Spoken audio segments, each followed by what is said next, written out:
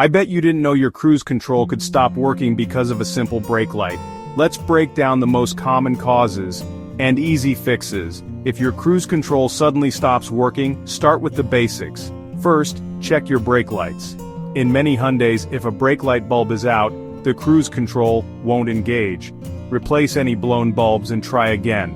Next, look at the brake pedal switch. This tiny switch tells your car when you're pressing the brakes. If it's faulty, your cruise control might think you're braking all the time, and won't turn on. Sometimes tapping the brake pedal a few times will reset the switch. If not, the part is cheap and easy to replace. Don't forget about your fuses. A blown fuse can knock out the whole cruise control system. Your car's manual will show you which fuse to check. Replace it if needed, but always use the correct amperage. Finally, if you see a check engine light or any warning lights, your cruise control will usually shut off as a safety feature. Scan for trouble codes or visit a mechanic. Still stuck? Sometimes it's a bad speed sensor or steering wheel button. If you've tried these steps and it's still not working, it's probably time to call the pros.